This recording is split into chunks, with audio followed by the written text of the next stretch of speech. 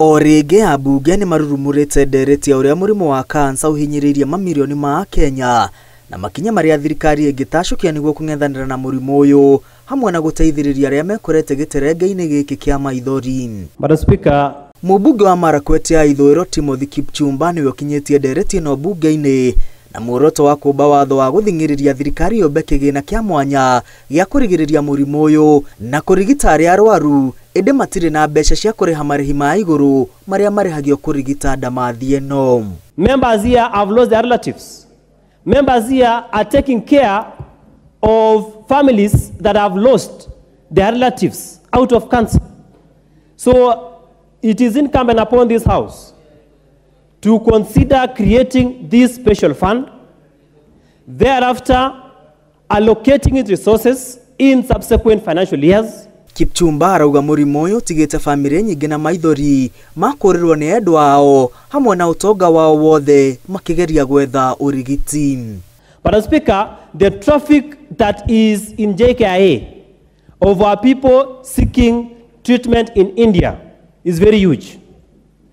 And the reason is that as a country, we have not been able to provide adequate and a comprehensive health care for cancer. It is estimated that up to 50% of patients with cancer do not seek services in this country due to lack of money. And even the majority of those who end up seeking cancer, which is up to 70%, do so late. Watu wengi wameumia na watu wengi pesa zao zimeisha. Familia nyingi zimezorota, wameuza mashamba, wameuza manyumba. Ona gũkĩrĩ ũguo Ambunge maugĩte no nginya mũigũrutwo hamwe na mahira kuona dawa nyingĩ cia kũraga tũtambi na ria iria irendio gũkũ bũrũri-inĩ nĩcio irakĩrĩria mũrimũ wa kansa na gĩkĩro kĩnene. Bunge-inĩ ya 12 mũnini wa Speaker Gladys Bose nĩ akinyirie dawa 267 cia tũtambi iria ciĩkĩrĩirwo mĩkana mabũrũri-inĩ ma Rũraya ikĩgiritanio na gũthuthĩra mũrimũ wa kansa ĩndĩ no irendio gũkũ bũrũri-inĩ. So the Pest Products Control Board has refused to save the lives of Kenyans. So Honorable Timothy Toroitich, no matter how much you say we should put money into preventing or treating cancer, first we must start by the most obvious.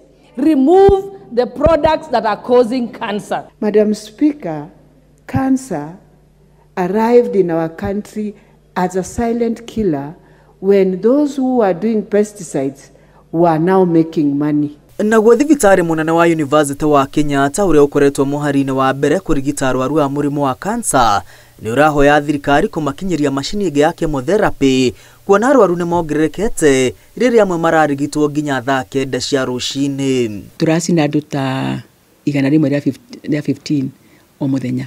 Rĩu acio nĩ andũ aingĩ mũno nĩ tũrĩa thirikari ko nĩ ongerere macini ĩngĩ tondũ kũrĩ andũ aingĩ mũno me waiting list.